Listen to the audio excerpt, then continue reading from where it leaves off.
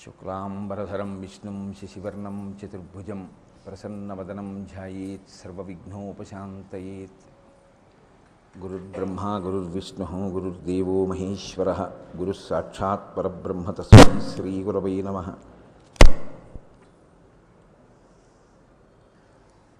వ్యాసాయ విష్ణురూపాయ వ్యాసరూపాయ విష్ణవే నమో వై బ్రహ్మనిధయే వాసిష్ఠాయ నమో నమః. కూజంతం రామ రామేతి మధురం మధురాక్షరం ఆరుహ్య కవితాశాఖాం వందే వాల్మీకికోకిలం. శ్రుతిస్మృతిపురాణానాం ఆలయం కరుణాలయం నమామి భగవత్పాదశంకరం లోకశంకరం. వాగర్ధావివ సంపృక్తౌ వాగర్ధప్రతిపత్తయే జగతః పితరౌ వందే పార్వతీపరమేశ్వరౌ.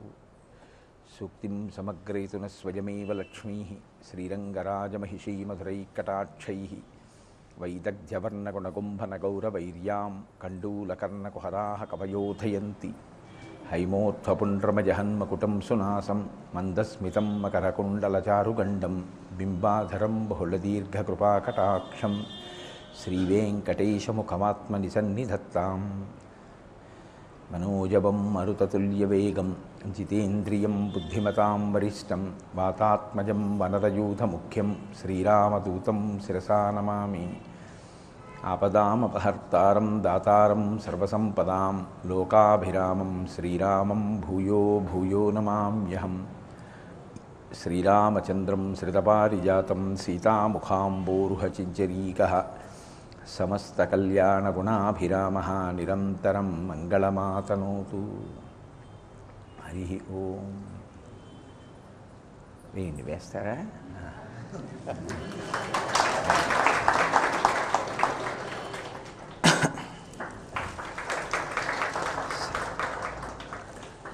సభాయ నమః. పరమేశ్వర స్వరూపైన సభకి నమస్కారం.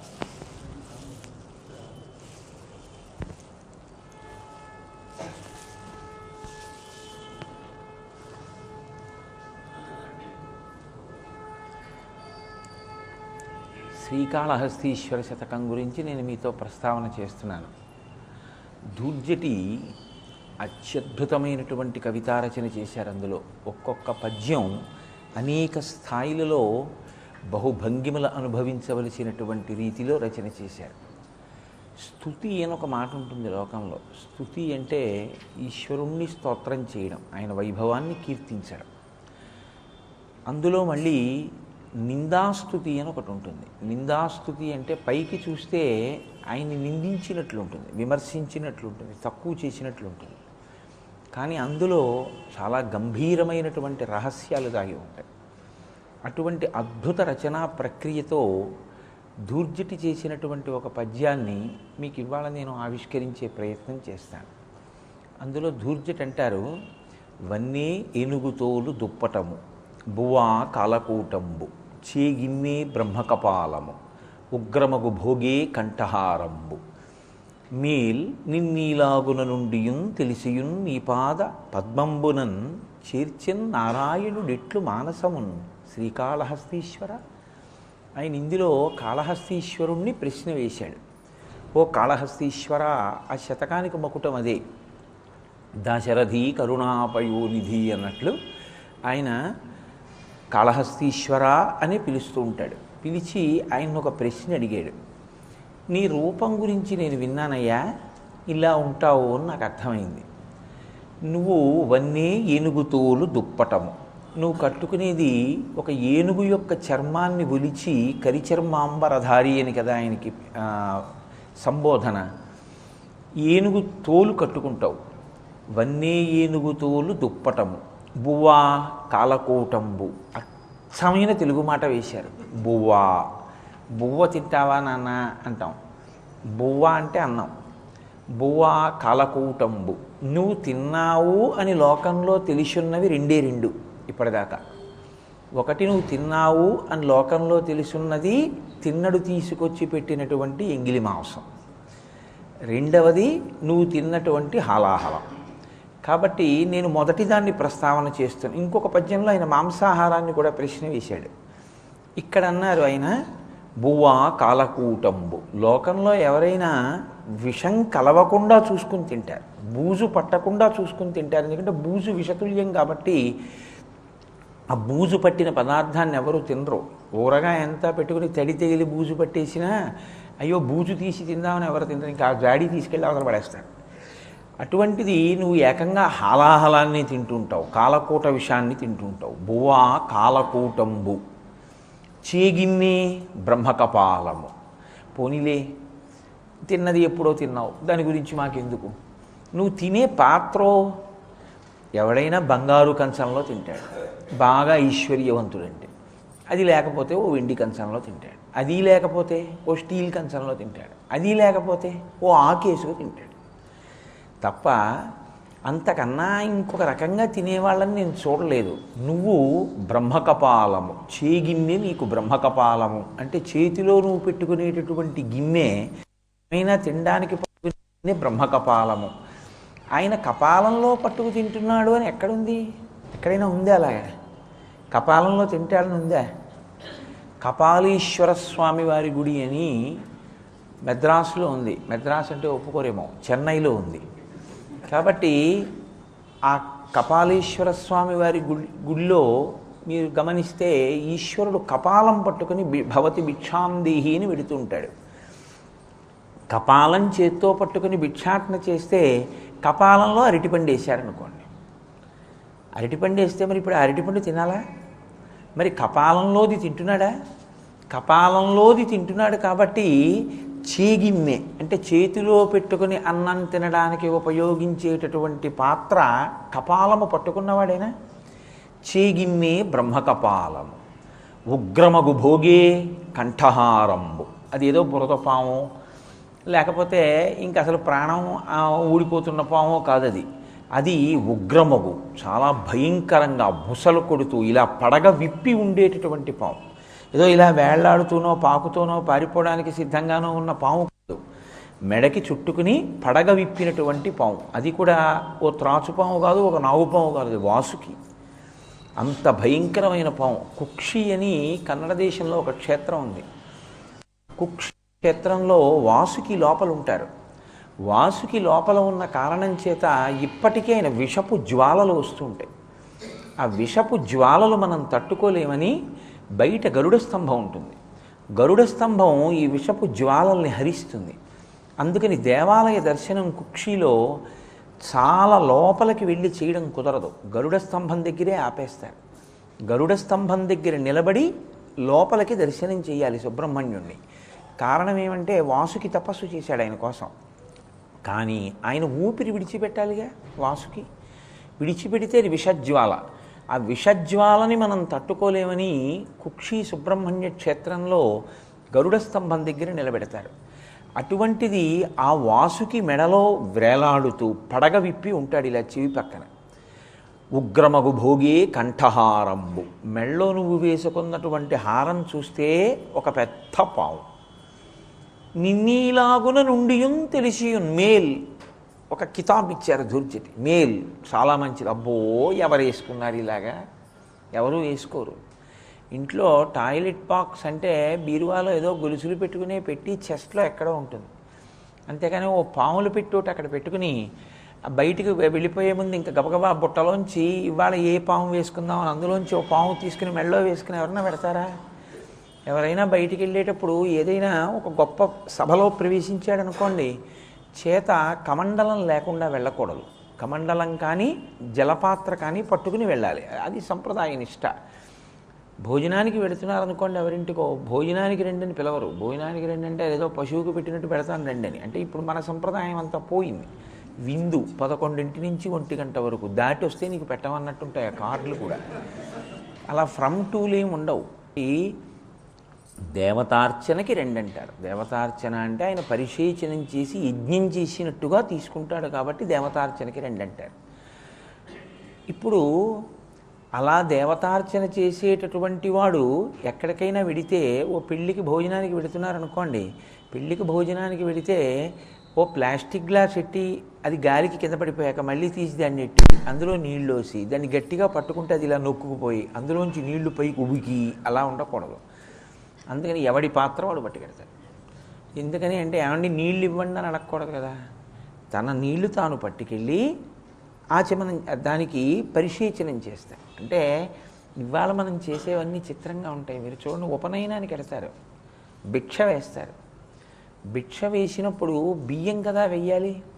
ఆ బ్రహ్మచారి వండుకు తినడానికి భిక్ష వెయ్యాలి. ఎవరివా బియ్యం? ఆయన కాదు భిక్షాటన చేసేవాడు, ముందు వెళ్ళినవాడి భిక్షాటన. ఆ ఇంట్లో ఆయన పట్టుకొచ్చి బియ్యం ఇస్తే అవి తీసి నేస్తాడు. అదేమిటి? ఆయన భిక్షుకుడు, నువ్వు ఆ భిక్షుకుడు. నువ్వు ముందు వాళ్ళ ఇంట్లో బియ్యం అడుక్కుని ఈ బియ్యం ఆయనకి వేస్తున్నావు. ఆయన కాదు భిక్షకొచ్చిన వాడు, నువ్వు భిక్షకొచ్చిన వాడివి. నువ్వు పట్టుకెళ్ళాలి బియ్యం. నువ్వు బియ్యం పట్టుకెళ్ళి ఒటు నీ దగ్గరికి వచ్చినప్పుడు వెయ్యాలి. అది మానేసి వాళ్ళే బియ్యం పట్టుకొస్తే మనం తీసి వేసేస్తుంటాం. అంటే అదేమిటంటే, నేను అలా బియ్యం తీసి ఆయనకి వేయడం ఏమిటండి అని మనం అడగం. అసలు ఎందుకు అడగమంటే, ఇది మళ్ళీ అలా అడిగితే మీరు తెచ్చుకోవాలంటారేమో, తెలిస్తే తెచ్చుకోవాలేమో, ఎందుకు వచ్చిన గొడవ, అడగకపోతే గొడవ వదిలిపోయింది. అజ్ఞానంలోనే ఉండొచ్చు. ఇవి మీకు చెంద అవసరమా? నా వంటి వాడికి. కాబట్టి ఉగ్రమగు భోగి కంఠహారంబు, పావులు మెళ్ళో వేసుకుంటావు, బ్రహ్మకపాలాన్ని చేత్తో పట్టుకుంటావు. ఉగ్రమగు భోగి కంఠహారంబు బ్రహ్మకపాలము చేగిన్నే మేల్. అబ్బో చాలా బాగుందయ్యో, ఇలా ఎవరు లేరు, నీకే కొత్త ఫ్యాషన్ వచ్చింది. ఇంతవరకు నాకు బాగానే ఉంది, కానీ శంకరా ఇలా ఉన్నావు కదా నువ్వు, నీ దగ్గరికి ఎవరు రాకూడదు కదా, నిన్ను అభిమానించే సంఘాలు ఉండకూడదు. ఎందుకు ఉండకూడదు అంటే, మీరు ఒకటి ఆలోచించండి. గదిలో ఆయన కూర్చున్నారండి, ఓసారి వెళ్ళండి అన్నారు అనుకోండి, ఎవరి దగ్గరికి వెడతారు మీరు? ఆయన ప్రశాంతంగా కూర్చుంటే మీరు లోపలికి వెళ్ళాలి. అసలు ఆయన పావుని పెట్టుకుని ఉన్నాడు అనుకోండి, ఇప్పుడు మీరు వెళ్ళి నమస్కారం చేద్దామని అంత దూరంలో ఉంటే అది చూస్తోంది ఇలాగా. ఇప్పుడు మీరు కాళ్ళకి దండం పెడుతుంటే అది ఆయనేమో అర్ధనిమీలిత నేత్రాలతో ఉంటాడు, చూస్తున్నాడో తెలియదు, చూడలేదో తెలియదు. ఇప్పుడు అది మీద పడితే, పై బ్రహ్మకపాలం చేతిలో ఉంది. ఎవరికైనా చేతిలో కపాలం పట్టుకుని ఉంటే కొంచెం భయం వేస్తుందా లేదా? పుర్రెని చూస్తే భయం ఏదండి, పుర్రెని చూస్తే భయం వేస్తుంది. అంటే ఉన్నవన్నీ పుర్రెలే అనుకోండి, మనకున్నది అదే. కాబట్టి ఆ కపాలం చేతిలో చూస్తే భయంగా ఉంటుంది. మరి ఇలా ఉంటావు కదా, ఏదో తెలియక గబుక్కుని అటు నుంచి ఇటు వెళ్ళిపోతూ గబుక్కుని తగిలాడు అనుకోండి, సారీ ఏమనుకోకండి, నేను ఇలా చూసి అయ్యో ఇదేంటి ఇలా ఉన్నాడని వెళ్ళిపోతే వేరు. దూర్జటి అంటున్నాడు, నిన్నీలాగున నుండి తెలిసియున్, నువ్వు ఇలా ఉంటావని బాగా తెలుసు, తెలిసి నారాయణుడిట్లు చేర్చే మానసమున్. నారాయణుడు తన మనస్సు నీ దగ్గర ఎలా పెట్టాడయా? శ్రీకాళహస్తీశ్వర ప్రశ్న వేశాడు. అంటే ఇప్పుడు ఇందులో శంకరుణ్ణి ఏమైనా పొగిడాడు ఆయన? ఏమీ లేదు, చాలా అసహ్యంగా ఉంటాడని చెప్తున్నాడు. నిజంగా అంతేనా శంకర స్వరూపం? అలా కాదండి అని నేను అన్నాను అనుకోండి, మీరేం ఒప్పుకోరు. బోల్డ్ ఫోటోలు చూసాను, నువ్వు అలా మాయ మాటలు ఏం మాట్లాడకంటారు కదా. అలా ఉంటాడని నేను చెప్పవలసి ఉంటుంది. అలా ఉంటాడండి అనాలి. అలా ఉంటే ఇప్పుడు నారాయణుడు ఆయన దగ్గర మనసు పెడితే దూర్జటికి ఏమిటి బాధ? అంటే ఒక్కటే గుర్తుపెట్టుకోండి, లోకంలో మాట అంటాం, ఏంటంటే అంత అందమైన అమ్మాయి, అంత లక్షణంగా లక్ష్మీదేవిలా ఉంది, వీడెక్కడ దొరికాడండి ఆవిడికి, వీడిని ఎలా ప్రేమించింది అంటూ ఉండరు. అలా ఆయన చూస్తే మహాందగాడు. ఆయన ఎప్పుడూ ఏది ముట్టుకున్నా ఏది పట్టుకున్నా చాలా శోభాయమానంగా ఉన్నవే పట్టుకుంటాడు, అటువంటివే పెట్టుకుంటాడు. జలధరదేహు నాజాను చతుర్బాహు సరసీరుహక్షు విశాలవక్షు జారు గదా శంఖ చక్ర పద్మ విలాసు కంఠ కౌస్తుభమణి కాంతిభాను కమనీయ కటిసూత్ర కంకణ కేయూర శ్రీవత్సలాంచనంచిత విహారు మరుకుండల ప్రభాయుత కుంతలలాటు వైఢూర్య మణిగణ వర కిరీటు బాలు పూర్ణేందు రుచిజాలు భక్త లోకపాలు సుగుణాలవాలు కృపావిశాలు చూచి తిలకించి పులకించి చోద్యమంది ఉబ్బి చెలరేగి వసుదేవుడు ఉత్సహించే అన్నారు పోతన గారు భాగవతంలో. అంత అందగాడైన శాంతాకారం భుజగశయనం పద్మనాభం సురీశం విశ్వాధారం గగనసదృశం మేఘవర్ణం శుభాంగం లక్ష్మీకాంతం కమలనయనం యోగిహృద్యానగమ్యం వందే విష్ణుం భవభయహరం సర్వలోకైకనాథం. అటువంటి స్వరూపం ఉన్నవాడు విష్ణువు, పరమమంగళప్రదుడు, ఎంతో అందంగా ఉంటాడు. అంత అందంగా ఉన్నవాడికి నువ్వెలా నచ్చావు? పైగా పురుషుడు పురుషుణ్ణి ప్రేమిస్తే చాలా అసహ్యంగా ఉంటుంది. స్త్రీని ప్రేమిస్తే ఆవిడ యందు నా మనసు పెట్టుకున్నానండి అని ఆవిడ అందానికి నేను వశ్యురాలను అయ్యాను అంటే అది అంత అందంగా ఉండదు, అది అసహ్యంగా ఉంటుంది. పురుషుడు స్త్రీని పురుషుడు ప్రేమిస్తారు సౌందర్యోపాసన యందు. కానీ చిత్రం ఏమిటంటే నువ్వు పురుషుడివి, ఆయన పురుషుడు. నువ్వు అందగాడివి, ఆయనేమో ఇటువంటివన్నీ పట్టుకుంటాడు. నువ్వేమో ఆయన యందు చాలా మనసు పెట్టేసావు, తీసుకెళ్ళి పెట్టేసి ఊరుకున్నావా? ఆయనలో సగభాగం కావాలని తపస్సే చేశావు. అసలు నువ్వు ఆయనకి ఎలా నచ్చావు కాళహస్తీశ్వర అని అడిగాడు. చిత్రం ఏంటంటే ఈ మాట ఎవరిని అడగాలి? శ్రీమన్నారాయణుడిని అడగాలి. కానీ ఆయన శ్రీమన్నారాయణుడిని అడగలేదు, కాళహస్తీశ్వరుణ్ణి అడిగాడు. ఎందుకు అడిగాడో తెలుసా అండి? పైకి నింద అంటే మీరు అందులో ఏమీ అనుమానం లేదు, అదేమిటయా అంత అసహ్యంగా ఉన్నావు అన్నట్టు ఉంటుంది అసలు పద్యం. లోపల స్తుతి. స్తుతి ఎలా వస్తుంది? మళ్ళీ పద్యానికి వెనక నుంచి ముందుకు రండి. నీలాగున నుండియున్ తెలిసియున్ నీపాద పద్మంబునన్ చేర్చన్ నారాయణుడిట్లు మానసమున్. నారాయణుడు తన మనస్సుని ఎందు ఎలా పెట్టాడు అన్నప్పుడు ఇంతేనా నీ స్వరూపం అన్న ప్రశ్న ఉంది అందులో. ఇప్పుడు మళ్ళీ మొదటికి రండి, వస్తే స్తుతి అవుతుంది. కేవలం శివస్వరూపం అంతేనా అంటే మొట్టమొదట వేసినటువంటి విశేషణం ఏమిటి? ఆయన రూపం ఎలా ఉంటుందో, వన్నే ఏనుగుతోలు దుప్పటము. శంకరుడు కేవలంగా ఒక ఏనుగుతోలు కట్టుకుని ఉంటాడు అంటే ఎప్పుడూ ఒక ఏనుగుతోలే కట్టుకుని ఉంటాడని మీరు అనుకోకూడదు. ఆయనంత అందగాడు లేడు, ఆయన కట్టుకోనటువంటి పట్టు బట్ట లేదు. అంత అందమైన విచిత్ర వసనం చ దానానాభూషణ భూషితం అన్నారు వ్యాసుల వారి శివమహాపురాణంలో. అంత అందమైన బట్ట కడతాడు ఆయన. మరి ఈయన అంటున్నారు నువ్వు ఏనుగుతోలు కట్టుకున్నావు అంటున్నారు. ఏనుగుతోలు నిజంగా కట్టుకున్నాడు ఆయన ఎప్పుడైనా? ఏనుగుతోలు శంకరుడు కట్టుకున్నాడు అని అనడమే కానీ ఆయన ఏనుగుతోలు కట్టుకోవలసిన అవసరం ఎందుకు వచ్చింది? ఇది ఎక్కడైనా దీనికి సంబంధించినటువంటి గాథ పురాణాంతర్గతంగా ఉందా అంటే శివమహాపురాణంలోనే ఉంది. గజాసురుడని ఆయనకి పరమశివుడితో యుద్ధం వచ్చింది.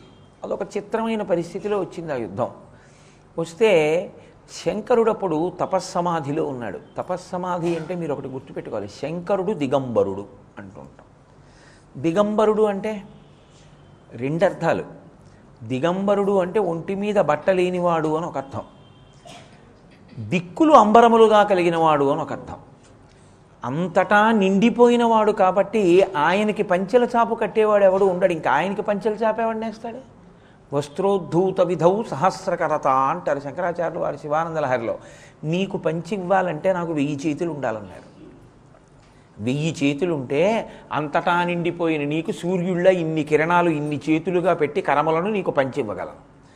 కాబట్టి ఇప్పుడు ఆయనకి దిక్కులు అంబరములు అంటే దిక్కులు 10 దిక్కుల్ని ఆయన వస్త్రంగా చుట్టుకొని ఉంటాడు ఒక అర్థం. దిగంబరుడు అసలు బట్టే కట్టుకోడు. బట్ట ఎందుకు కట్టుకోడు అంటే తాత్విక దృష్టి యందు తత్వ ప్రతిపాదన యందు అంబరమును భక్తితో పోలుస్తారు.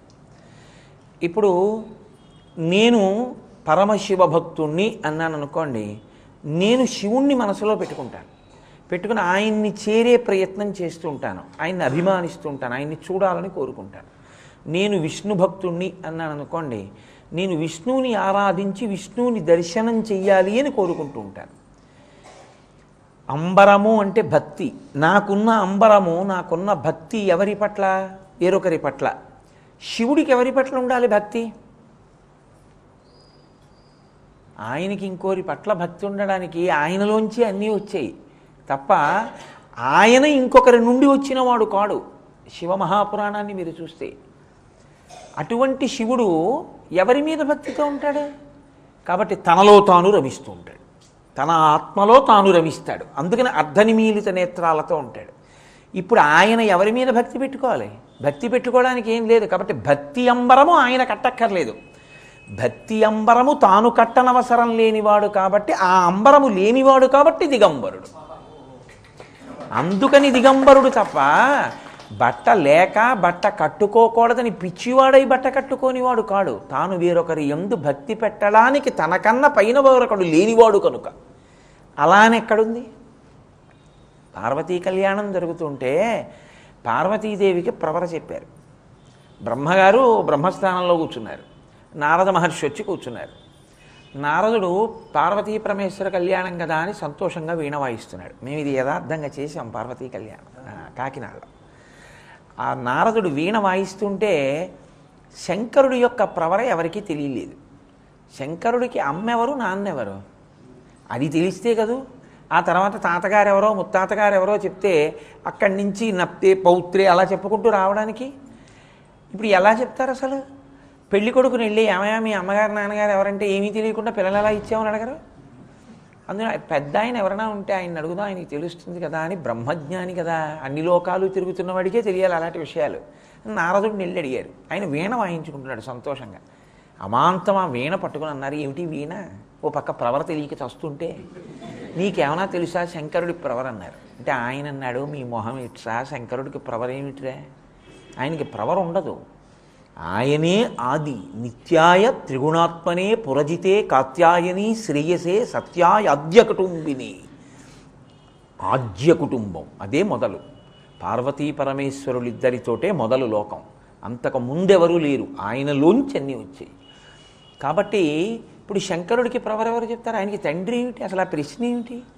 ఆయన నాదస్వరూపుడు. ఏనాడు ప్రణవం పుట్టిందో మొట్టమొదట అందులో ఉన్నటువంటి జుమ్ అనేటటువంటి నాదం ఆయన అయ్యాడు. కాబట్టి అందుకే నేను నాదంగా ఉపాసన చేస్తున్నాను అన్నారు. కంచికామకోటి పీఠాధిపత్యం వహించినటువంటి మహాపురుషుడు, ప్రాతస్మరణీయులు, నిత్యస్మరణీయులు.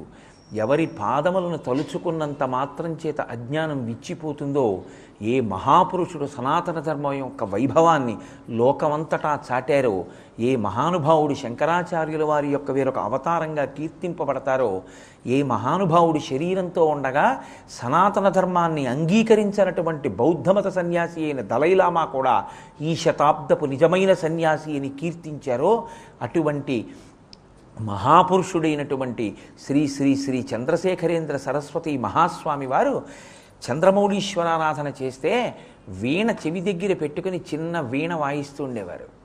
ఆ నాదోపాసన చేస్తుండేవారు. నాదోపాసన ద్వారా ఈశ్వరుణ్ణి చేరుతారు సంగీతంలో. ఆ నాదము ఆయన స్వరూపం. అటువంటి నాదస్వరూపుడైనటువంటి పరమశివుడు ఆయనకి ఆద్యంతములేమిట్రా? ఆయనకి తండ్రి ఏమిటి? ఆ ప్రశ్న ఏమిటి అన్నాడు నారదుడు. అప్పుడు పార్వతీ కళ్యాణం జరిగింది. కాబట్టి ఆయన కన్నా ముందెవరూ లేనప్పుడు ఆయన ఎవరిని భక్తితో కొలుస్తాడు? ఇంకా ఆయన నమస్కారం చేయడానికి ఆయనకి తండ్రి ఉండడు, తల్లి లేదు, ఆయన ఎవరిలోంచి పుట్టినవాడు కాడు. కాబట్టి ఇప్పుడు ఆయన ఎవరి పట్ల భక్తితో ఉండాలి? ఆయన భక్తి అంబరం కట్టుకోవడానికి ఏం లేదు. కాబట్టి ఆయన దిగంబరుడు అన్నాడు. మరి దిగంబరుడైన వాడు కరిచర్మాంబరధారి అయ్యాడు. ఎప్పుడయ్యాడు అంటే ఈ గజాసురుడితో యుద్ధం వచ్చింది ఒకప్పుడు. వస్తే యుద్ధం చేసి ఆయన అన్నాడు, చిచి వీడితో నాకు ఈ గొడవ ఏమిటి, యుద్ధం ఏమిటని, ఇంతసేపు వీడితో అల్లరి అనవసరం అని. మీరు ఎప్పుడైనా చూశారో లేదో, చాలా మొక్కలు ఇంట్లో ఉంటే ఎండుటాకులు చాలా రాలుతాయి. మగాయనే చీపురు పట్టుకు ఊడిస్తే బాగుండదు, లక్ష్మీప్రదం కాదు. కానీ ఇంటి నిండా ఎండుటాకులు ఉండడం ఇష్టం లేకపోతే ఏం చేస్తాడంటే ఆయన బాగా పొడుగ్గా ఓ ఇనప ఊచ పెట్టుకుని దాని చివర సూదిగా ఉండేటట్టుగా ఉంచి అది పెట్టి గుచ్చుకుంటూ వెళ్ళిపోతారు. ఆకులన్నీ దానికి గుచ్చుకుంటాయి. ఆఖరిన చెత్తపుట్ట దగ్గరికి వెళ్ళి దాన్ని ఇలా అంటాడు. అంటే అందులో ఉన్న దువ్వెనలో వెంట్రుకలు ఇలా అంటే ఊడిపోతాయి చూశారు, అలా వచ్చి బుట్టలో పడిపోతాయి. అలా ఆయన ఏం చేశాడంటే, వీడితో నాకు ఇంతసేపు యుద్ధం ఏమిటి, హాయిగా ఏదో ధ్యానం చేసుకోక అని ఆ పక్కనున్న త్రిశూలాన్ని చూసి దాన్ని గుచ్చాడు. గుచ్చి అలా పైకి ఎత్తి దాన్ని అలా పెట్టాడు. ఆయన ఇలా పెట్టేసుకుంటాడు. ఇలా పెట్టేసుకుంటే ఆ త్రిశూలాన్ని పెట్టేసుకుని మళ్ళీ ఇలా వేసుకుంటాడు. శాంతం పద్మాసనస్థం శశిధరమకుటం పంచభక్త్రం త్రినేత్రం పాశంచ ఖడ్గం అని ఇలా పెట్టి కూర్చున్నాడు. ఈ త్రిశూలం అంటే ఇలా పెట్టేశాడు, కానీ దాన్ని గుచ్చుకుని పైన ఉన్నాడు వాడు. వాడు గింజుకుంటే బాగా దాంట్లోకి దిగిపోతాడు, అలా ఊరుకుంటే నెత్తురోడిపోతున్నాడు. వాడు పైనుంచి చూసి అన్నాడు, అరే రే ఇంతటి మహాత్ముడు ఇంతో నాకు యుద్ధం ఏమిట్రా అని. పోన్లేవయ్యా, నీ చేతిలో చచ్చిపోతే చచ్చిపోయాను, కానీ నీ త్రిశూలం ధాటికి నిన్ను చూస్తే నాకు కోరికగా ఉంది, ఒక్క పని చేసి పెడతావా అన్నాడు శంకరుణ్ణి. ఆయన భోళాశంకరుడు. మీరు శాంకర తత్వమునందు ఒక గమ్మత్తు పట్టుకోవాలి. నేను తండ్రి, నాకు 10 మంది కొడుకులు ఉన్నారనుకోండి, ఒకడు ధూర్తుడు, ఒకడు దొంగ. భగవంతుడి దయ వల్ల నాకు ఎప్పటికీ అలా జరగకుండా కాక, అంటే ఉదాహరణకి ఇస్తాను. మీకంటే బాగుండదు కదా, అందుకని నాకండం. ఓడు దొంగ, ఓడు ధూర్తుడు, ఒకడు తెంపరితనం ఉన్నవాడు. అయినా నా షష్ఠి పూర్తికి అందరినీ పిలవాలా? ఎందుకని? వాళ్ళందరికీ నీ తండ్రిని. కాబట్టి ఇప్పుడు దొంగ, తెంపరి, ధూర్తుడు అందరూ వస్తారు. అందరూ ఏమంటారు? ఎవరండి మీరు, ఎప్పుడు చూడలేదు మిమ్మల్ని అంటే, కోటేశ్వరారు మూడో అబ్బాయినండి అంటాడు కదా వాడు. కోటేశ్వరారు వీడు మీరు మూడో అబ్బాయి, పేపర్లో వీడు ఫోటో చూస్తుంటాం అప్పుడప్పుడు రైల్వే స్టేషన్లలోనూ అన్నారు అనుకోండి. నేను ఏమనాలి? అబ్బాయి వాడు మా అబ్బాయి కాదండి అంటానేంటి? మా అబ్బాయినండి, నా ప్రారంభం ఏమిటో వాడు మాట ఏంటి? నా దగ్గర ఉంటే మాత్రం ఇలా ఉంటాడు. నాన్నగారి దగ్గర ఉన్నంతసేపు భయం, నాన్నగారు వెళ్ళిపోయినా, నాన్నగారి దగ్గర నుంచి వాడు వెళ్ళిపోయినా విజృంభిస్తాడు. జగత పితరవు వందే పార్వతీ పరమేశ్వరవు అయితే రాక్షసులకి తండ్రి ఎవరండి? దొంగకి నా కొడుకు దొంగ అయితే దొంగకి నేను తండ్రినే అని అంగీకరించినట్టు రాక్షసులకి తండ్రి ఎవరవ్వాలి? ఆయనే. భూతప్రేతాలకి తండ్రి ఎవరవ్వాలి? ఆయనే. నే కాదంటే సరిపోతుంది ఏమిటి? మన అడగ అదేంటంటే తప్పు కదా, మీ షష్ఠి పూర్తికి వచ్చి అలా అంటానంటే మీ అబ్బాయి కదా అనా? అందుకే ఆయన దగ్గర భూతప్రేతాదులు కూడా ఉంటాయి. భూతప్రేతాదులు ఆయన దగ్గర ఉన్నాయని మీరు అవి బాబోయ్ అనకూడదు. ఆయన దగ్గర ఉన్నాయి కాబట్టి మీరు ఈయనకి నమస్కారం చేస్తే నాన్నగారికి వీడు ఇష్టడు, వీడి జోలికి వెళ్ళామంటే వీడి నాన్నగారికి చెప్తాడు, శంకరా మీ అబ్బాయి నన్ను ఇబ్బంది పెడుతున్నాడు అంటాడు. ఆయన పిలిచి ఎరా నువ్వు నా మాట వింటలేదు అని త్రిశూలం పట్టుకుంటాడు. అందుని వాడిని వదిలేసి ఇంకోడిని పట్టుకుందాం అంటాయి. ఇప్పుడు ఆయనకి భూతప్రేతాలు లొంగుండడం మీకు మేలా, మీకు ఏమైనా కీడా? మీకు మేలే, మీ జోలికి రావు. మీకెందుకు భయం ఆయన దగ్గర భూతప్రేతాలు ఉంటే? అది ఆయన తండ్రితనం. లోకములకు తండ్రిగా శంకరుడు ఉండడం అంటే ఆయన చుట్టూ భూతప్రేతాలు కూడా ఉంటాయి అంటే అది ఆయన యొక్క గొప్పతనం. అలా ఉంటాడు మహానుభావుడు. అందుకే కాళిదాస మహాకవంతటి వాడు స్తోత్రం చేస్తే వాగర్ధావివ సంపృక్తవు వాగర్ధ ప్రతిపత్తయే జగత పితరవు వందే పార్వతీ పరమేశ్వరవు అన్నాడు. కాబట్టి ఇప్పుడు ఈ త్రిశూలం మీద ఉన్నటువంటి గజాసురుడు అన్నాడు, నాకు ఒక్క కోరికగా ఉందాయా, నేను బతికున్నన్నాళ్ళు నీకు చేసింది లేదు. ఏం అదృష్టం, నీ త్రిశూలానికి గుచ్చుకుని అలా ఉన్నాను పైన. చక్కగా నువ్వు ధ్యానం చేసుకుంటుంటే చూస్తున్నాను. బహుశः ఈ కీర్తి ఎవరికి దక్కల. శత్రుత్వం అయితేనే నీ త్రిశూలపు దెబ్బ తిన్నాను, నెత్తురంతా ఓడిపోయాక ఇప్పుడు భక్తి కలిగింది. నువ్వెవరో తెలిసింది నాకు. నీ త్రిశూలం దెబ్బ తగిలితే ఒక్క ఉపకారం చెయ్యి, కాసేపట్లో నేను శరీరం వదిలిపెట్టేస్తాను. వదిలిపెట్టేసిన తర్వాత ఏనుగు కళేబరం తగిలి ఉంచరుగా, నువ్వు ఆ త్రిశూలం తీసి ఏం చేస్తావంటే అలా అంటావు. నేను ఏ పర్వతాలవతలో వెళ్ళి పడతాను. అలా చేయకు, దూరంగా పారేయకు.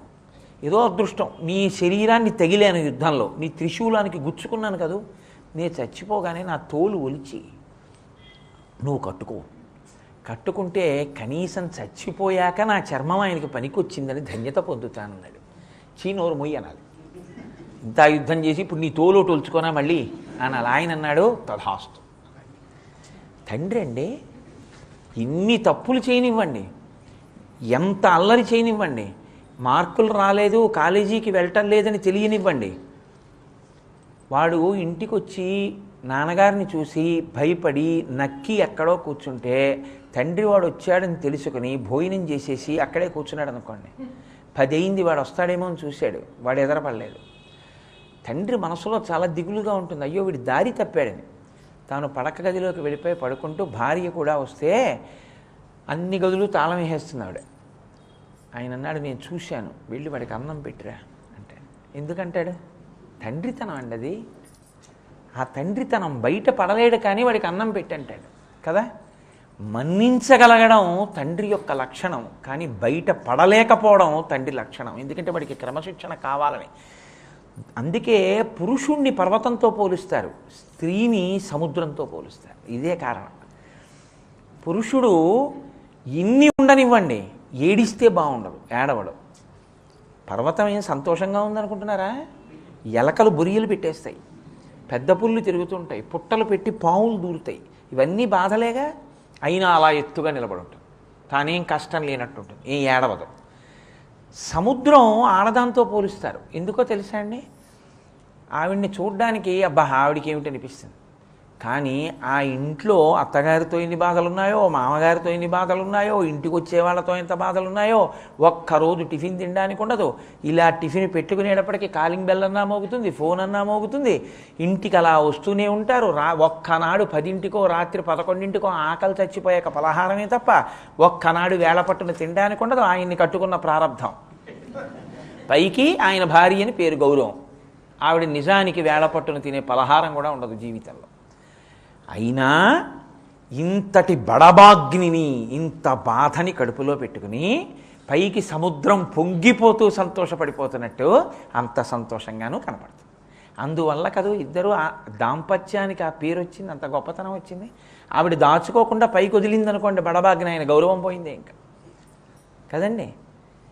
అందుకని స్త్రీని సముద్రంతో పోలుస్తారు, పురుషుణ్ణి పర్వతంతో పోలుస్తారు.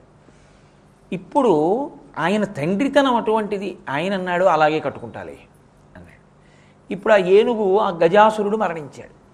ఇప్పుడు ఆయన తోలు ఒలిచి, ఆయన కర్మ అండి, ఆ ఏనుగు ఆ పంచ పైకి కట్టుకుని ఆ ఏనుగు తోలంతా కత్తెట్టుకు ఒలుచుకున్నాడు. ఒలుచుకుని నెత్తురు కారుతున్నటువంటి ఆ ఏనుగు చర్మాన్ని తీసి, అదేం పెద్ద పంచ, ఓ 12 అంచులును 12 గజాలు పొడుగును, దానికి ఒక పెద్ద అంచు ఉంటాయి, అది ఏమైనా డాబుగా కట్టుకోవడానికి. అదో ఏనుగు తోలు. అంచులేని పంచ కట్టకూడదు, నల్లటి పంచ అసలు కట్టుకోరు ఎవరు. కానీ అంచులేని పంచ, నల్లటి పంచ, అమంగళకరమై నిత్తురోడుతున్న పంచ, ఏనుగు తోలు తాను కట్టుకుని దానికి మంగళత్వం ఇచ్చాడు ఏనుగుకి. అందువల్ల ఏనుగు కుంభస్థలం లక్ష్మీస్థానమైంది. ఏనుగుని చూస్తే చాలు గౌరవింపబడింది. ఏనుగు తొండం నెత్తి మీద పెడితే చాలు ఆశీర్వచనమైంది, దృష్టిదోషం పోతుంది. ఏనుగు మీద కూర్చోపెట్టడం పండితుడికి పెద్ద సత్కారమైంది. ఏనుగు మీద కూర్చోవడం పట్టాభిషిక్తుడైన రాజుకి గౌరవమైంది. ఇన్ని ఆయన ఏనుగుతోలు కట్టుకోవడం వల్ల వచ్చి. ఇప్పుడు ఇన్ని ఇచ్చినటువంటి వాడి తండ్రితనం ఎంత గొప్పది. పైకి ఏమీ తిరిగిని వాళ్ళ, చేతకాని వాళ్ళ, పంచలేని వాళ్ళ, దరిద్రుళ్ళ ఏనుగుతోలు కట్టుకున్నట్టు కనపడతావు. ఇందుకు కదూ నారాయణుడు నీ దగ్గర మనసు పెట్టాడు. ఇది స్తోత్రం. ముందుది నింద. ముందుది వన్నీ ఏనుగుతోలు దుప్పటము. ఏమిటయా ఏనుగుతోలు పంచగా కట్టుకోవడం అన్నట్టు ఉంటుంది. స్తుతిపాఠంగా మీరు దాన్ని మళ్ళీ వెనక నుంచి ముందుకొస్తే ఆయన ఎంతటి ఉదారుడో మీకు చూపిస్తాడు. కాదు, దాని యందు ఒక తాత్విక దృష్టి ఉంది. పరమేశ్వరుడు వస్త్రద్వయాన్ని స్వీకరిస్తాడు. ఈశ్వరుడు స్వీకరించేటటువంటి వస్త్రద్వయాన్ని మీరు ఇవ్వలేరు. అందుకే శివపూజ అనేటటువంటిది చెయ్యడము అంటే మీరు గుణములను పొందడమే శివపూజ తప్ప బాహ్యమునందు శివార్చన చెయ్యడం అసలు కుదరనే కుదరదు యథార్థమునకు. ఎందుకో తెలుసా అండి, ఆయన వేసుకునేటటువంటి వస్త్రద్వయం ఏదుందో అది మీరు ఇచ్చేది కాదు, మీరు ఇవ్వలేరు. పులితోలు ఆయనకి ఉత్తరీయం. పులితోలు ఉత్తరీయంగా వేసుకుంటాడు. ఏనుగు చర్మాన్ని పంచగా కట్టుకుంటాడు. ప్రీతిగా తనంత తాను కోరుకుని కట్టుకున్నవి, మిగిలినవి ఏదో మర్యాద కోసం కట్టుకున్నాడు. మీరిస్తే ఆయన ప్రీతి పొందాలని కదా ఇస్తారు, అవునా కదా? ప్రీతి పొందాలని ఇస్తే అందంగా ఉంటుంది. షుగర్ పేషెంట్కి పట్టుకెళ్ళి అరటిపళ్ళు ఇచ్చారనుకోండి, ఏమిటి ఉపయోగం? ఏముండదు, ఆయనే ఎవరికో ఇవ్వాలంతే తప్ప. లేదా ఆయన బాధపడాలి, అయ్యో ఎంత బాగున్నాయిరా ఈ అరటిపళ్ళు, దిక్కుమాల వల్ల తిందామంటే ఒక్క మొక్క తినకూడదు కదా కదా. ఆయన్ని బాధ పెట్టడం తప్ప ఉపయోగం ఏముంది? ఆయనకి ప్రీతిపాత్రంగా నిజంగా ఆయన అంటే ఏమంటే మేము షుగర్ ఉందో లేదో అడగమా? పళ్ళు ఇవ్వడం మర్యాద కాబట్టి ఇస్తారంతే. అంతేగాని ఆయనకి షుగర్ ఉంది కాబట్టి అలా ఇవ్వాలి అలా అనుకోకండి. పళ్ళు ఇవ్వడమే మర్యాద అంతే. అంటే నా ఉద్దేశ్యం ఎందుకు ఆ మాట అంటున్నానంటే, ఆంతరంగికులను ఉంటారు, బాగా తెలుసున్నవారు అనుకోండి, ఆయన ఇవి తినరు, ఇది తింటారు. అప్పుడు ప్రీతితో మీరేం చేస్తారు? ఆయన తినాలి అనుకుంటే ఆయన తినేదే తెచ్చిస్తారు కదా. ఆయన కట్టుకోవాలి, ఆయన కట్టుకునేదే తెచ్చిస్తారు. అంతేకాని ఆయన కట్టుకోనిది ఇవ్వరుగా. అంచులేని పంచె తెచ్చిచ్చారనుకోండి అమంగళం. కట్టుకోరేంటి అది ఇంట్లో ఉంచకూడదు. అంచు ఉంటేనే మంగళప్రదం, అంచులేని బట్ట కట్టకూడదు. కాబట్టి అంచులేని పంచె కట్టుకున్నావు కాదు. తాత్విక దృష్టితో ఏమిటో తెలుసా అండి, శివుడికి వస్త్రద్వయం ఇవ్వాలంటే ఏనుగు తోలు పులితోలు రెండు ఇవ్వాలి. కట్టిన బట్ట చెమట పట్టేస్తే మళ్ళీ ఆ బట్టను తీసుకొచ్చి మళ్ళీ కట్టుకుని తిరగరు కదా. చెమటతో తడిసిపోయింది అనుకోండి, ఆ వస్త్రాన్ని విడిచిపెట్టేయాలి. రోజంతా బట్టతో ఉన్నారనుకోండి, ఇంకా అది మళ్ళీ వాడకూడదు. ఏదో కట్టి విప్పారనుకోండి ఏమో కొంతవరకు పనికి వస్తుంది తప్ప, అదే పనిగా రోజంతా సూర్యోదయం నుంచి సూర్యాస్తమయం వరకు ఆ వస్త్రాలతో ఉండి మళ్ళీ రేపు కూడా ఆ వస్త్రాలు కట్టుకోకూడదు. మరి ఓసారి పంచె కట్టుకుంటే మళ్ళీ ఆయన అది పంచె కట్టుకోడుగా, మళ్ళీ ఇవ్వాలి. అంటే ఇప్పుడు మీరు ఏనుగుతోలు ఇవ్వాలంటే ఓ ఏనుగుని తేవాలి, ఆ తర్వాత ఏం చేయాలో నేను చెప్పక్కర్లేదు. ఓ పులిని తేవాలి, ఆ తర్వాత ఏం చేయాలో నేను చెప్పక్కర్లేదు. కాబట్టి వస్త్రద్వయం ఇవ్వనప్పుడు స్నానం చేయించకూడదు. స్నానం చేయండి అని ఎప్పుడు అనాలి? మీరు బట్ట ఇవ్వగలిగితేనే కట్టుకోవడానికి. అంతే. మీరు ఇవ్వలేనప్పుడు మీరు విప్పిన పంచే మళ్ళీ కట్టుకోండి అనకూడదు కదా.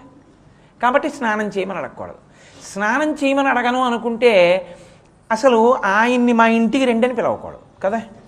మీ ఇంటికి ఆయన వచ్చాడు అనుకోండి, కూర్చోండి అని హస్తయోహ అర్ఘ్యం సమర్పయామి, పాదయోహ పాద్యం సమర్పయామి, స్నానం సమర్పయామి అని ఎలా అంటారు?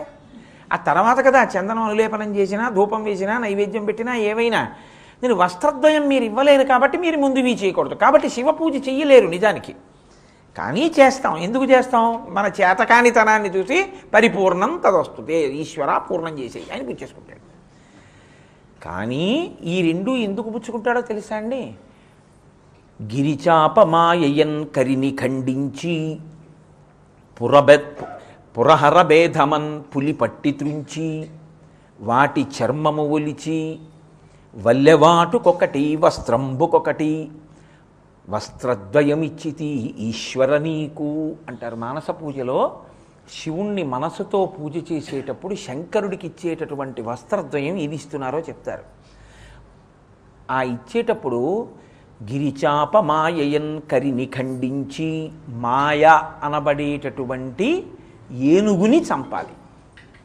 మాయని చంపడం అంటే ఏమిటో తెలుసా అండి? చంపడము అంటే దాని యొక్క రూపమును మీరు తెలుసుకోవడం. మాయని చంపడానికి మాయ ఉన్నది కాదు. మీరు ఈ మాట చాలా జాగ్రత్తగా పట్టుకోవాలి. ఎందుకంటే శంకరాచార్యులు వారి సిద్ధాంతం అంతా దీని మీదే ఉంది, మాయ మీద. అర్థం కాని వాళ్ళు ఏమన్నారంటే మాయావాది అన్నారు. ఓ గొడవ వెళ్ళిపోతుంది. మాయ అన్నది ఉన్నది కాదు చంపేయడానికి, మాయ అన్నది లేనిది కాదు వదిలేయడానికి. అదేంటండి, లేదంటున్నారా ఉందంటున్నారా? అంటే ఉండి లేదు, లేక ఉంది. అదేంటి అలా? ఆ మాట సరిగ్గా లేదు, అస్పష్ట మాయలాగే ఉంది మీ మాట అంటారేమో. మీకు చాలా తేలిగ్గా అర్థం అవడానికి నేను రామకృష్ణ పరమహంస చెప్పినటువంటి ఉపమానం ఒకటి చెప్తాను. వెనకటికి ఒక తాపసి పక్కన శిష్యుడు లేకుండా ఉండకూడదు, ఒక శిష్యుడు ఉండాలి. ఎందుకని అంటే ఆయన ఆంతరంగికుడు, గురువుగారికి ఎప్పుడు ఏం కావాలో తెలుసున్నవాడు ఆయన. కాబట్టి ఆయన శుశ్రూష చేస్తాడు. చాలా చాలా గొప్ప విషయం అది. అది అందరికీ దక్కే పదవి కాదు.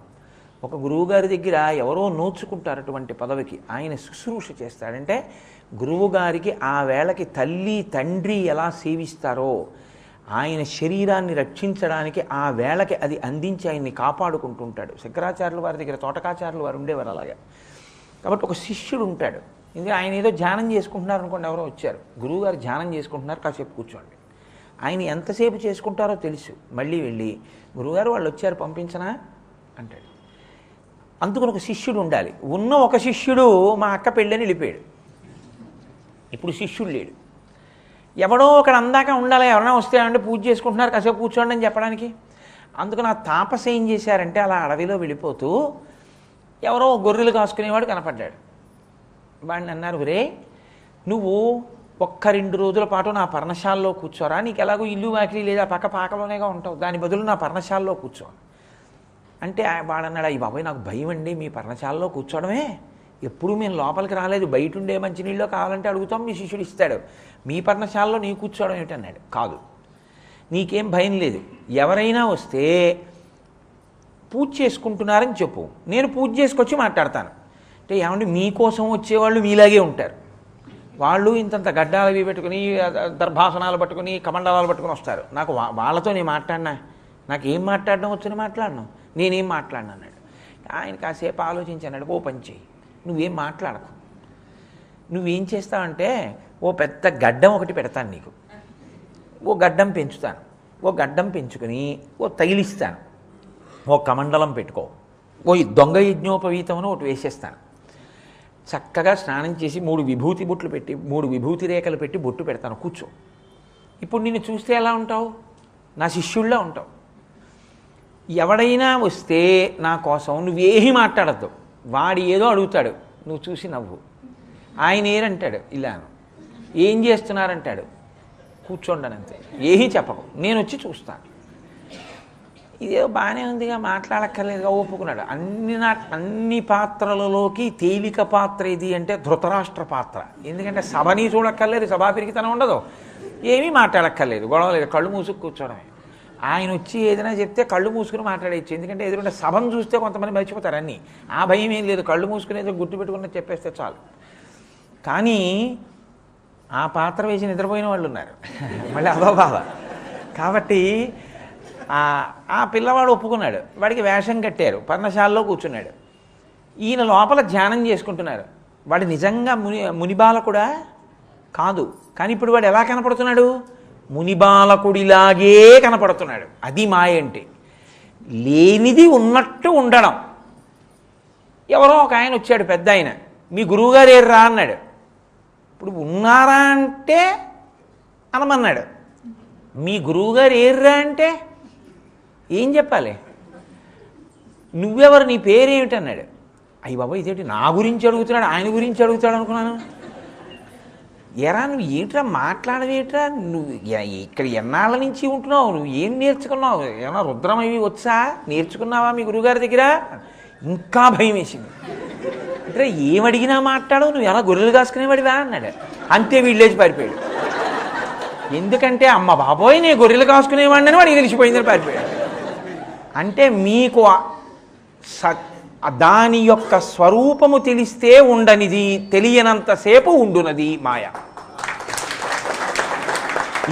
ఇది మాయామరీచిక అంటే ఇక్కడ నీళ్లుండవు, నీళ్లలా కనపడుతుంది, అదే మాయ. అందుకే శంకరాచార్యులు వారు షట్పదీ స్తోత్రం చేస్తున్నప్పుడు శమయ విషయ మృగతృష్ణాం అని అదే వేశారు, ఉపమానం తీసుకొచ్చి. మాయని ఖండించినటువంటి అద్వైత సిద్ధాంతి కదా మహానుభావుడు, అదే మాట పడిపోయింది ఆయనకి. లేనిది ఉన్నట్టు కనపడుతుంది, అది దానికి మాయ అని పేరు. ఈ మాయయే ఏనుగు.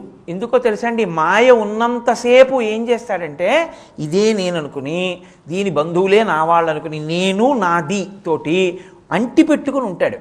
అందుకే చూడండి, ఇదే బరువు, ఈ బరువుకి సంసారం అని పేరు. సంసారము బయట ఉండదు, సంసారము లోపల ఉంటుంది. మావిడన్న తాపత్రయం ఎక్కడ ఉంటుంది? మావిడన్న తాపత్రయం నేనున్న గదిలో కబ్బోర్డ్లో ఉందేమిటి? నాలోనే ఉంటుంది. నా కొడుకన్న తాపత్రయం ఎక్కడుంటుంది? నాలోనే ఉంటుంది. సంసారము నాలో ఉంటుంది. సంసారము ఎంత ఉంటే అంత బరువు, ఎంత బరువు అయితే అంత ఊర్ధ్వముఖ చలనం ఉండదు, అంతగా ఈశ్వరుడి వైపుకి వెళ్ళలేడు. అందుకే సంసారము బాగా లోపల పెట్టుకున్న వాడిని ఏనుగుతో పోలుస్తారు. ఎందుకని? ఏనుక్కి దాని ఒళ్ళే దానికి బరువు.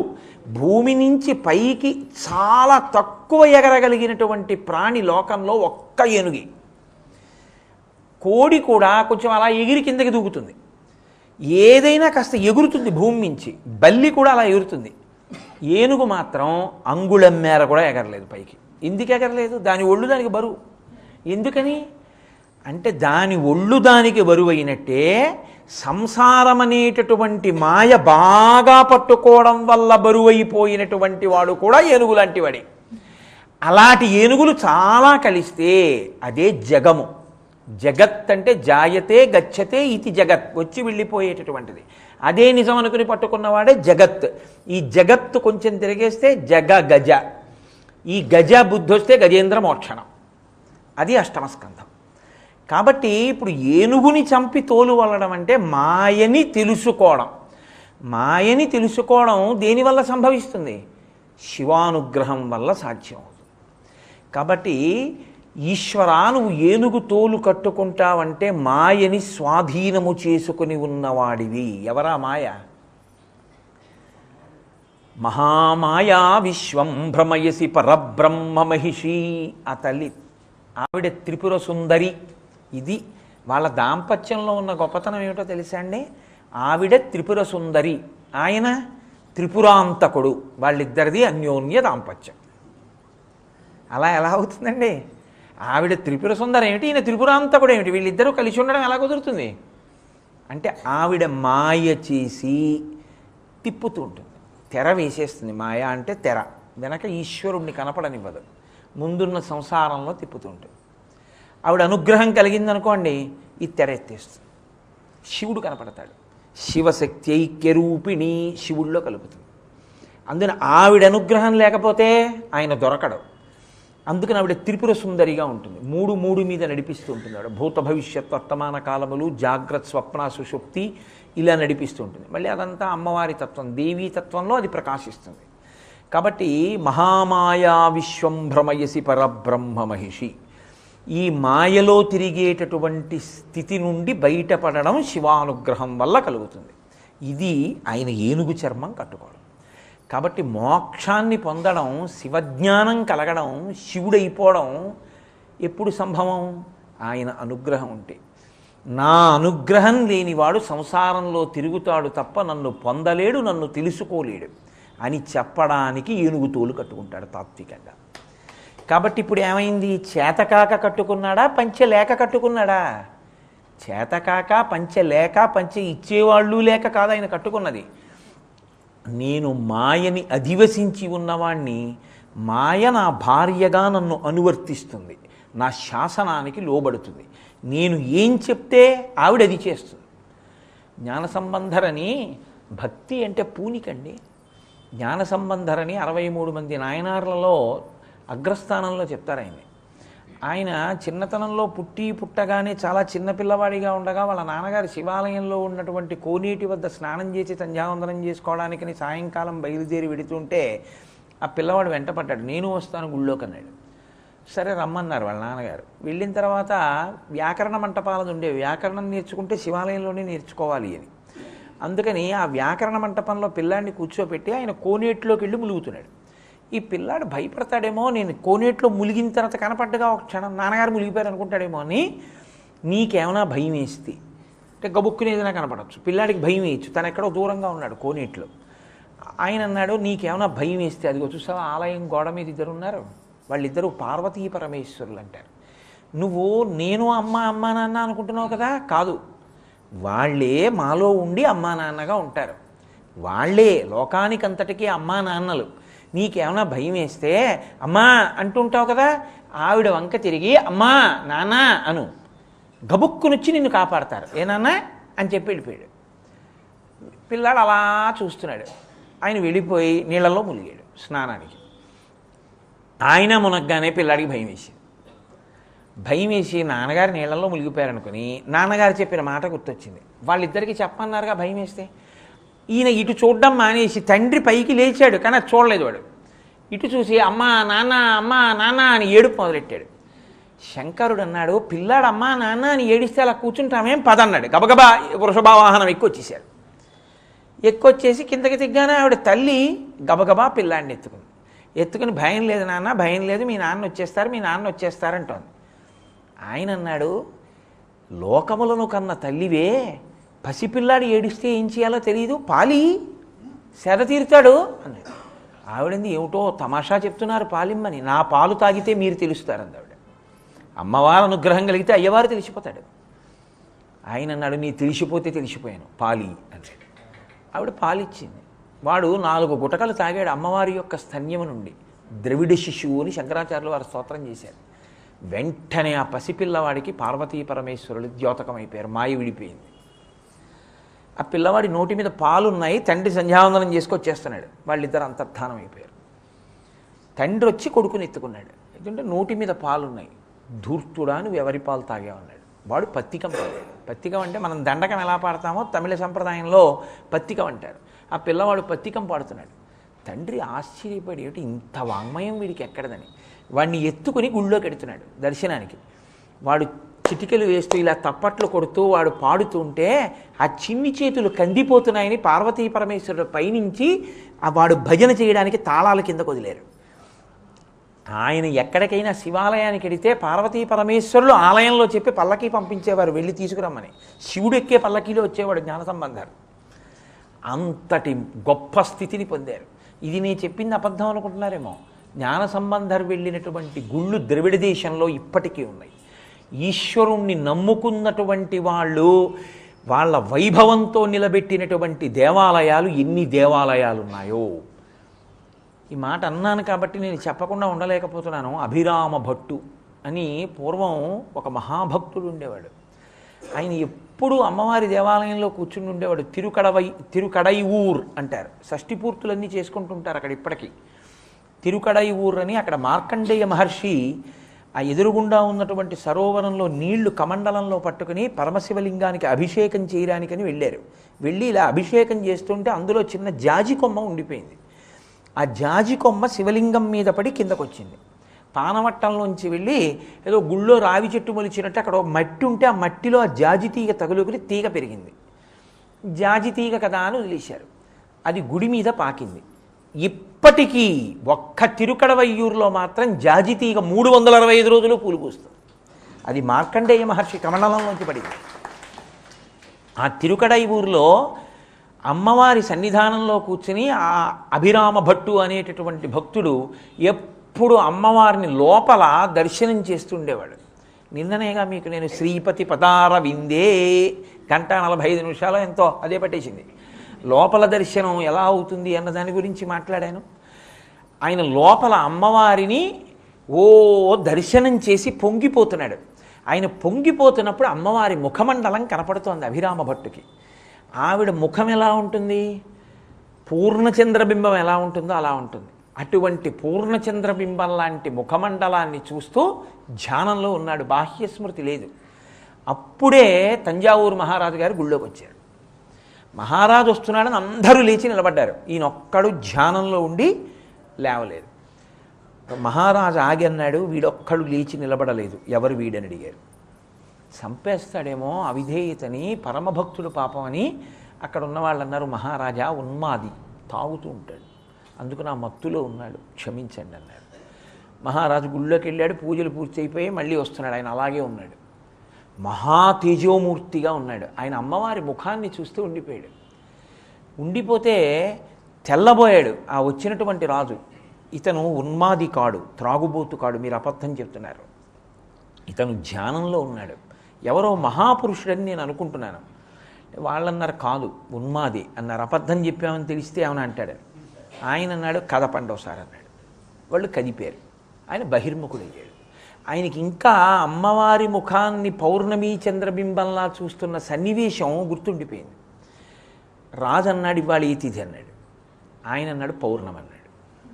ఎందుకంటే అప్పటి వరకు అమ్మవారి ముఖమండలాన్ని పౌర్ణమి చంద్రబింబంలా చూస్తున్నాడు. పౌర్ణమి అన్నాడు. ఆ రోజు అమావాస్య. రాజు అన్నాడు నేను చీకటి పడ్డాక రాత్రి వస్తాను, నువ్వు నాకు పౌర్ణమి చంద్రబింబాన్ని చూపిస్తావా అన్నాడు. అంటే అభిరామ భట్ అన్నాడు అమ్మవారు ఉంది నాకెందుకు అన్న ధైర్యంతో తప్పకుండా చూపిస్తానన్నాడు. రాజు వెళ్ళిపోయాడు. అక్కడ ఉన్న వాళ్ళన్నారు అందరు అన్నారు చచ్చిపోయేవారు రాజు చేతిలో. ఎందుకు వచ్చిన మాటరా, ఏదో పొరపాటున కబుక్కునన్నాను, ఏదిదో నాకు తెలియదంటే పోదా, చూపిస్తానని ఎందుకన్నా, అప్పుడైనా నీకు అనుమానం రావద్దా అంటే నేను బాహ్య స్మృతిలో లేను, ఆయన ఏదో అడిగాడు నేనేదో అన్నానంతే. అయినా ఏ అమ్మవారిని నేను ధ్యానం చేస్తున్నానో ఆ అమ్మవారే నన్ను రక్షిస్తుందన్నాడు. సాయంకాలం అయింది. అభిరామ భట్టు కూర్చున్నాడు. కూర్చుని అభిరామ అంతాది అంటారు. అంతాది అంటే దేంతో పూర్తయిందో దాంతో మొదలెట్టాలి. శంకరాచార్యులు వారు చేశారు ఈ ప్రయోగం. సంస్కృతంలో చేయడం చాలా కష్టం. అది ఆయన చేశారు. శ్లోకార్థం చెడకుండా చేశారు. అది శంకరుల ప్రతిభ. ఉద్ధృత నగభిధనుజ తనుజకులామిత్ర మిత్ర శశి దృష్టే భవతి ప్రభవతి నభవతి కిం భవతి రస్కార. దేంతో పూర్తవుతోందో దాంతో మొదలెట్టారు. ఇందులో వచ్చిందిగా సప్తపదిలో ఉంది. అలా ఆయన అంతాది చేస్తున్నాడు. ఏ మాటతో పూర్తయిందో దాంతో తర్వాత శ్లోకం చెప్తున్నాడు.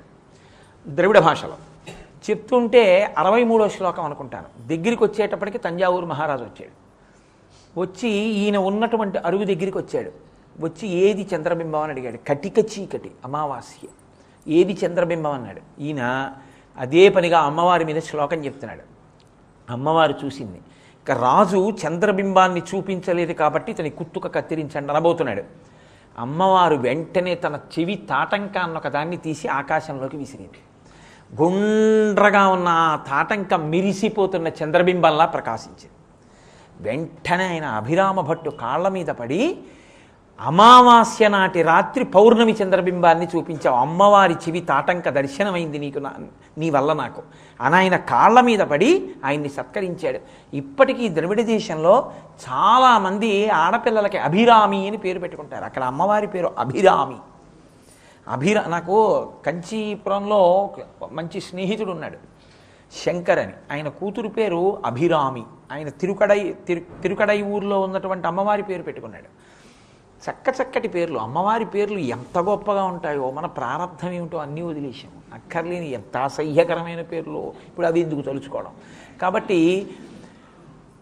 అభిరామ భట్టు రక్షింపబడ్డాడు. పరమేశ్వరుణ్ణి నమ్ముకున్నటువంటి వాళ్ళు చెడిపోయిన వాళ్ళు ఎవరు? కాబట్టి శివ, నీవు వన్నే ఏనుగుతోలు దుప్పటము. అబ్బో, ఏం చెప్పను గోపాలకృష్ణ గారు. వన్నే ఏనుగుతోలు దుప్పటము, ఏనుగు యొక్క చర్మాన్ని నువ్వు వస్త్రంగా కట్టుకుని ఉన్నటువంటి వాడివి. కాబట్టి శంకరా, నిన్ను ఎవరు నమ్ముకుంటారో వాళ్ళకి మాయ తొలగిపోతుంది. తొలగిపోయి నీ యొక్క స్వరూప దర్శనం అవుతుంది. మాయ విచ్చిపోతుంది, జ్ఞానము ప్రకాశిస్తుంది. అంత గొప్ప స్వరూపము కలిగిన వాడివయ్యా. అందుకుని ఏనుగు చర్మం కట్టుకుంటావు. తండ్రివి కాబట్టి అన్నిటినీ నీ అధీనములో ఉంచుకుంటావు. ఇన్నిటిని సూచిస్తుంది ఆ వస్త్రం.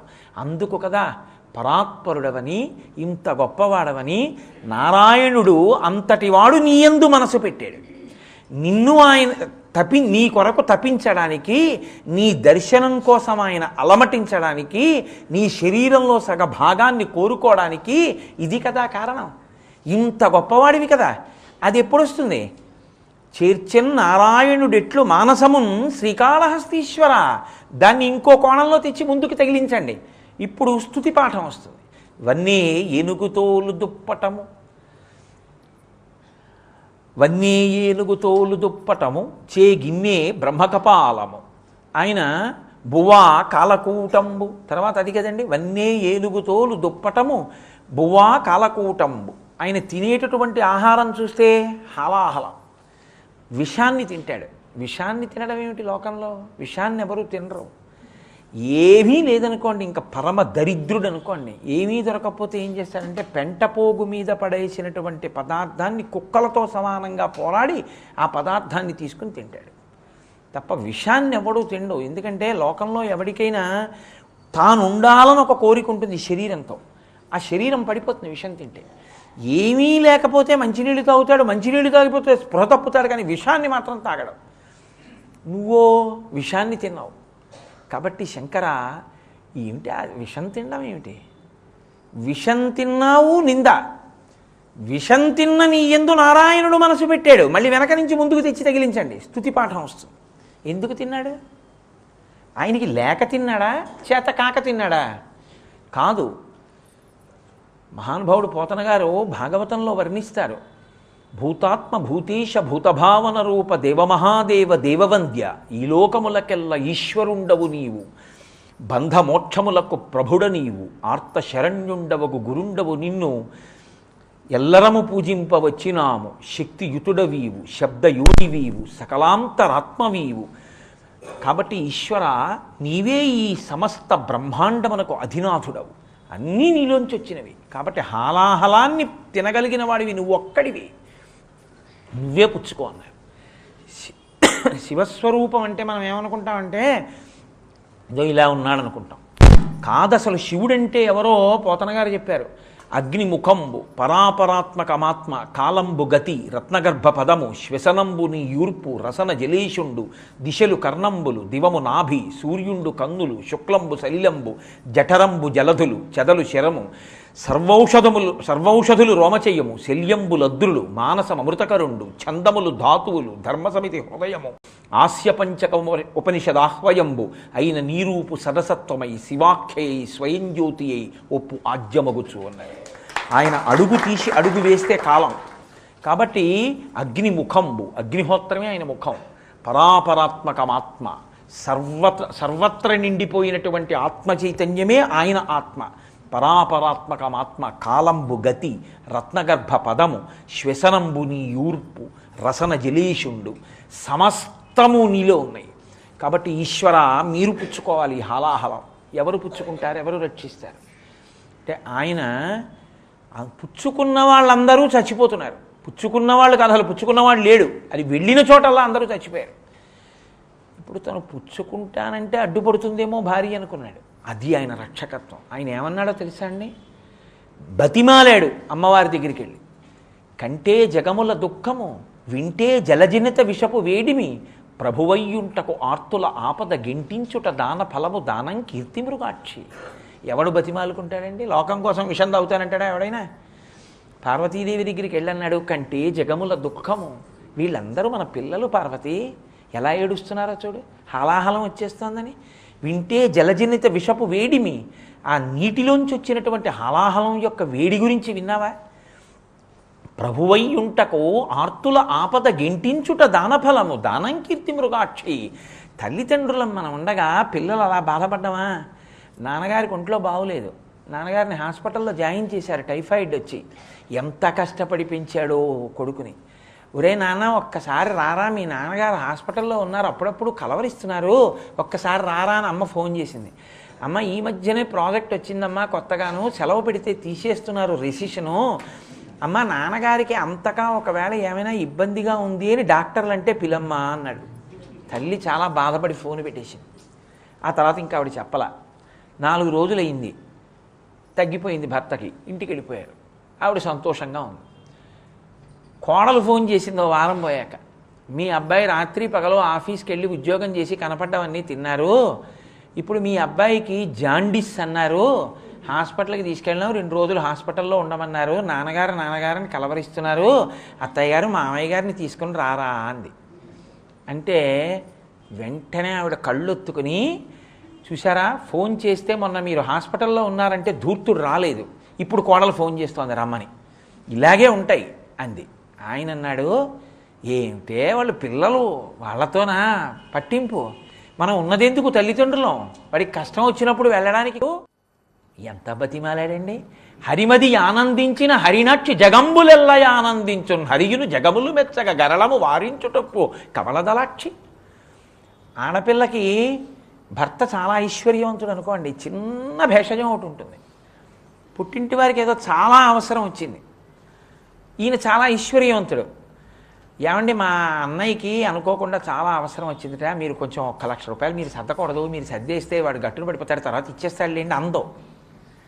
నేను అనాలా, నేను అడగాలా, నేను చెప్తే ఆయన ఇవ్వకూడదా అని ఉంటుంది. అందుకని మా అన్నయ్య చాలా ఇబ్బందిలో ఉన్నట్ట, నిన్ననే ఫోన్ చేశాడు, అక్క ఇలా ఉన్నానే అన్నాడు, ఏమిటో రాత్రంతా నిద్రపట్టలేదు అంటే అన్న ఆహా అని ఆయన ఊరుకుని, ఎప్పుడు పేపరైనా నేను చెప్పింది చెవికెక్కిందా అంటుంది.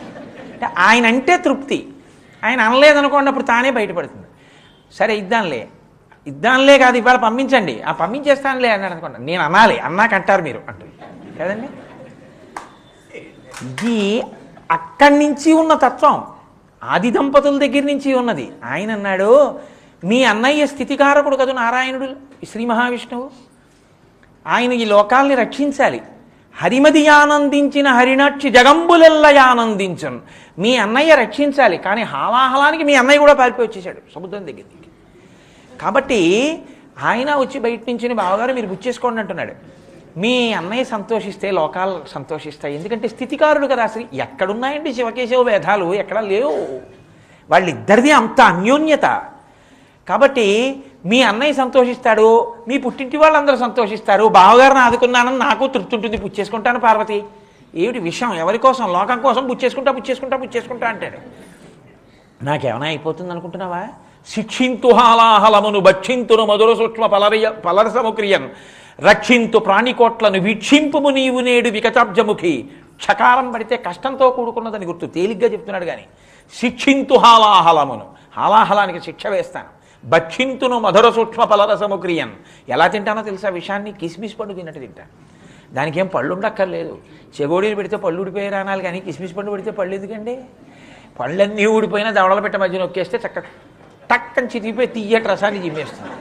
కాబట్టి శిక్షింతు హాలాహలమును భక్షింతును మధుర సూక్ష్మ పలరసముక్రియన్. కాబట్టి పార్వతి నువ్వేం చేస్తావు తెలుసా? మళ్ళీ ఇలాంటి అవకాశాలు దొరుకుతాయో దొరకవో. కాబట్టి వీక్షింపుము నీవు నేడు వికచాబ్జముకి, లైవ్ చూడు చక్కగాను. నేను తింటుంటే అలా వచ్చి చూడు, ఏం బెంగెట్టుకోకు, ఏమవుతుందో ఏమవుతుందో అనుకోకు అంటే ఆవిడంది, నేనేం బెంగెట్టుకున్నాను అనుకుంటున్నారేంటి, మీకు ఎలా చూస్తే అలా చేసుకోండి అది. మొన్న చెప్పానుగా, బ్రింగిడివాడు విభుడని బ్రింగిడిదియు గరళమనియు మేలని ప్రజకున్ మింగమని సర్వమంగళ మంగళసూత్రమునెంత మది నమ్మినదో. మింగేది విషమని తెలుసు, మింగుతున్నవాడు భర్త అని తెలుసు, లోకం కోసం మింగమంది ఆవిడే. ఇది వాళ్ళిద్దరు తల్లిదండ్రులు అంటే. సరే, ఆయన పుచ్చేసుకున్నాడు. ఆ విషయాలన్నీ మొన్న చెప్పాను నేను మీతోటి. తన చుట్టుంచుర సంఘముల్ జైజయధ్వానంబులన్ బొబ్బిడన్ ఘన గంభీర రవంబుతో శివుడు లోకద్రోహి హుంపోకురమ్మని కింగీలత మల్చి కూర్చి కడిగా నంకించి జంబూ ఫలంబున మహావిషమునాహారించి హేలాగతి నేరేడు పండు నోట్లో పెట్టుకుని దాన్ని నవలక్కర్లేదు, ఇలా ఇలా ఇలా చప్పరించేస్తే గుజ్జు వచ్చేస్తుంది, గింజ తుపుక్కును ఉమ్మేయచ్చు. ఎవరి పైన పడితే వాళ్ళ మీద కాదు, ఏ డస్ట్బిన్లో. కాబట్టి అలా ఆయన ఏం చేశాడంటే చటుక్కులు పుచ్చేసుకున్నాడు ఆహలాహలా. సరే, ఆయనకు పొక్కు కూడా పొక్కెక్కలేదు, ఆయన గొప్పతనం అది అని మీకు నేను మనవి చేశాను. శంకరాచార్యులు వారి ఇది అడ్డు పెట్టుకుని శివానంద లహరిలో పరమశివుడి దగ్గరికి వెళ్ళి ఆయన నిందాస్తుతి చేశారు. ఎంత చిత్రమైన కవిత్వాలండి. ఆయన అన్నారు, ఒకసారి కైలాసం వెళ్ళారు ఆయన. శంకరుడు అన్నాడు, దా కూర్చో అన్నాడు. అదో చిత్రం, ఒక ప్రమిదలో 2 దీపాలు వెలిగినట్టు. అలా ఉంటాయా అండి అని మీకు అనుమానం వస్తుంది. ఉంటాయి. ఆదివరాహమూర్తికి వెంకటేశ్వర స్వామి కనపడలా, పరశురాముడికి రాముడు కనపడలా, శంకరాచార్యుల వారికి శివుడు కనపడితే మీకు ఏమిటి అభ్యంతరం? నేను నా కొడుకు వస్తే ఆత్మావై పుత్రనామాసి, నా తేజస్సే నా కొడుకు, గురువుగారి తేజస్సే శిష్యుడు. అలాగే ఒక ఈశ్వరుడు 2గా కనపడుతూ ఉంటాడు, 2 అవతారాలు ఒకసారి కనపడుతుంటాయి లోకంలో. అలా శంకరాచార్యుల వారు పరమశివుడి దగ్గరికి వెళ్ళి కూర్చున్నారు. కూర్చుంటే శంకరుడు ఇలా చూశాడు. చూస్తే శంకరాచార్యుల వారు అన్నారు, మనం ఎవరింటికన్నా వెళ్ళామనుకోండి, ఆవిడ లోపలికి ఎడుతుంది, అన్నయ్య వచ్చారా, రండి రండి రండి అని లోపలికి. అమ్మ ఇప్పుడేం కాఫీ అవి కలపకు, ఇప్పుడే తాగొచ్చాను సుమా, ఇంకా తాగలేను అంటాడు. అంటే ఆవిడ ఇంకో పని మీద ఎడుతున్నా వీడు కాఫీ కలపకంటాడు. అదృష్టం అనుకోండి, లేదన్నయ్య కలుపుదాం అనుకుంటున్నాను అనుకోండి, ఆవిడ భేషజానికి సరే ఓ కప్పి అన్నాడంటే ఆవిడకి ఇబ్బంది. అప్పుడు సరైన ఊరుకోవాలి, పాలు లేకపోతే కదా, దాన్ని రెట్టించకూడదు. కాబట్టి ఆయన అన్నారు, శంకరాచార్యులు వారు ఈయన ఏమిటి ఇలా చూస్తున్నాడు, నన్ను ఏమైనా సత్కరిస్తాడా ఏమిటి, శివానంద లహరి చేశానని అని. అశనంగరళం అన్నాడు. మీ ఇంటికి వచ్చానని గబుక్కుని, ఏమై కాస్త కాఫీ తాగుతావు అనకే, ఎందుకంటే నువ్వు పుచ్చుకునేదేగా నాకు పెడతావు, నువ్వు విషయం తింటుంటావు, నాకో చెంచాడు పెడితే నేను పుచ్చుకోలేను. నేను అశనంగరళం, నాకొద్దు శంకర, మీరు తినేవి నాకు పెట్టకండి, పోన్లేవయా అని ఇలా చూసుకుంటున్నారు ఆయన. రాజులు సంతోషిస్తే ప్రభువులు మెళ్ళో హారం తీసి వేస్తారు. ఫణీకలాపో, నాకేమి హారాలు అవి ఇవ్వకండి, ఎందుకంటే మెళ్ళో తీసి వేస్తారేమో.